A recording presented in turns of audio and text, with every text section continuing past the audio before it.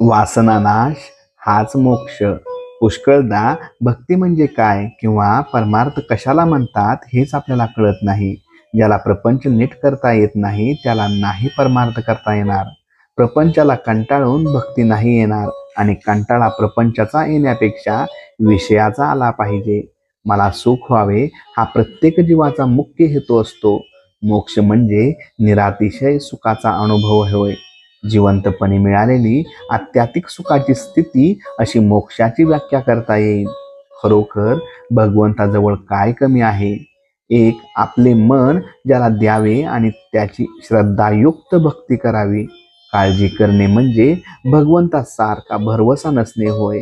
प्रारब्धावर देह टाकणे ही खरी संन्यास वृत्ती होय. वासना न ठेवता आपल्या हातून कर्मच होत नाही, त्याला काय करावे?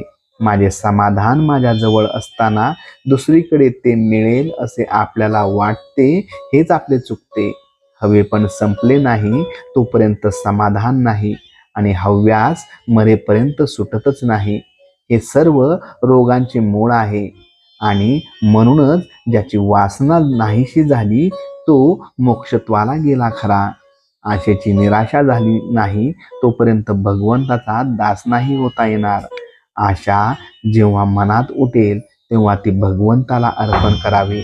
प्रत्येकाला वाटते मी श्रीमंत व्हावे, पण किती जण तसे होतात? म्हणजे ही निराशाच नाही का? प्रपंच खरोखरीच नाटकासारखा आहे. नाटकामध्ये एखादा मनुष्य राजा झाला काय किंवा भिकारी झाला काय? प्रत्यक्ष जगामध्ये त्याला किंमत नाही. उलट भिकाऱ्याचे काम करणाऱ्याने जर उत्तम केले तर लोक त्याचे कौतुक करतात. तसे प्रपंचामध्ये कुणी श्रीमंत असला काय किंवा कुणी गरीब असला काय याला महत्त्व नसून त्याने भगवंताचे अनुसंधान किती ठेवले याला खरे महत्त्व आहे. आपण पैसा साठविला तर गैर नाही, पण त्याचा आधार न वाटावा. अनुसंधानाच्या आड त्याला येऊ देऊ नये. विषयात जोपर्यंत तुमचे सुख अवलंबून आहे तोपर्यंत भक्तीचे खरे सुख मिळत नाही. एक भगवंतच मनापासून हवा असे वाटेल म्हणजे तो प्राप्त होतो. मी करतो असे कधीच म्हणू नये. मी आपल्या तपश्चर्येने भगवंताला पाहीन असे जो म्हणतो त्याला भगवंताचे दर्शन होणे कठीणच असते. विषय मिळाला नाही म्हणजे तळमळ लागते. त्याप्रमाणे भगवंत भेटला नाही तर तळमळ लागावी. आजच्या आपल्या स्थितीत आपल्याला काय करता येणे शक्य आहे हे प्रथम पाहावे. परमार्थ समजून जो त्याचे आचरण करेल त्याला लवकर साधेल. त्या माणसाला प्रपंच सोडून जाण्याचे कारण उरणार नाही.